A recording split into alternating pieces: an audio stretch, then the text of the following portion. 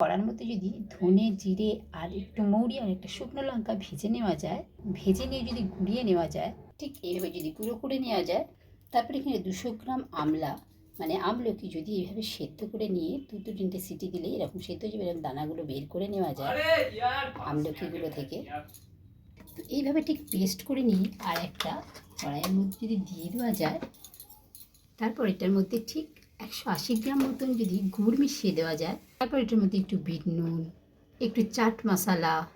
একটু গোলমরিচের গুঁড়ো আর যে মশলাটা বানিয়ে নেওয়া হয়েছে সেই মশলাটা যদি দিতে যায় 1 চামচ দিয়ে যদি এগুলোকে খুব ভালোভাবে মিশিয়ে নেওয়া যায় এইভাবে,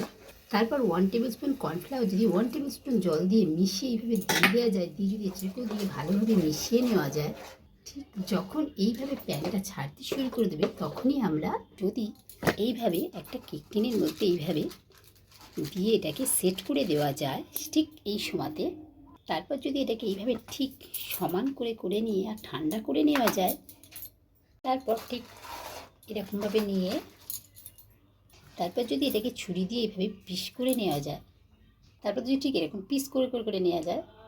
তাহলেই তৈরি হয়ে গেল আমাদের সুপার টেস্টি আমলা ক্যান্ডি। তো আজকের রেসিপিটা ফ্রেন্ডস তোমাদের কীরকম লাগলো তোমরাও ঝটপট বাড়িতে বানিয়ে ফেলো,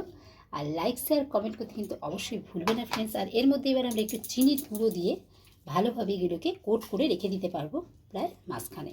তো এগুলো খেলে খুবই ঠান্ডার মধ্যে খেলে শরীরের অনেক সমস্যা থেকে মুক্তি পাওয়া যায়। তো সেগুলো থ্যাংক ইউ ফর ওয়াচিং।